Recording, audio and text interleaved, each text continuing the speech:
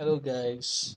I-share ko ngayon yung kung paano mag-download ng old version ng Messenger. So, punta tayo sa Google Chrome.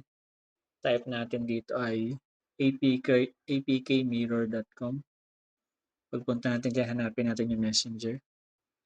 Messenger, type nyo lang Messenger 510. Tapos search nyo.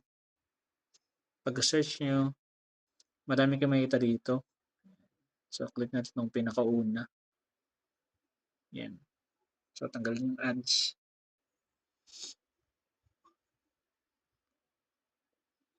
So, scroll lang bababa tayo. So, nandito yung mga variants na pwede natin i-download. So, piliin natin yung pinakamaganda para sa ating phone. Yan. Ito yung itong ano to. Ito. Yan. Yan. Bakit siya maganda? Hindi siya naka-bundle una-una. Yan. Isang file lang talaga siya. Tapos naka-ARM 64-bit na siya na version 8. Ito ay compatible para sa ating chipset na Snapdragon. Kasi sila yung may nagla-license ng design ng Snapdragon, yung ARM na company. Tapos, Android 15 tayo ngayon, pero Android 9 pwede pa rin sa atin. Sa DPI naman, yung resolution ng phone natin ay pasok.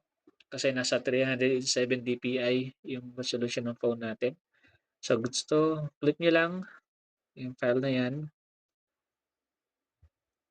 After nyan, baba nyo lang. Tapos, download. Pagka-download ninyo, magsusunod na naman yung ads, tanggalin nyo lang. Pagka-download ninyo, ay punta kayo sa files ng phone ninyo. Yan, download anyway.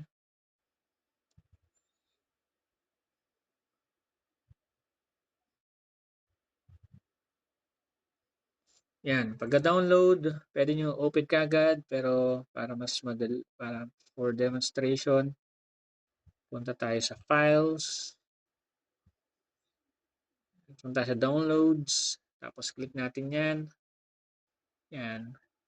Sabi dito na hindi daw allowed yung mga unknown apps na ma-download pag hindi galing sa Google, sa mga Play Store. So kailangan isang settings, i-allow lang natin to from this source. Kapag na-download na natin, pwede natin gamitin yung ating Messenger.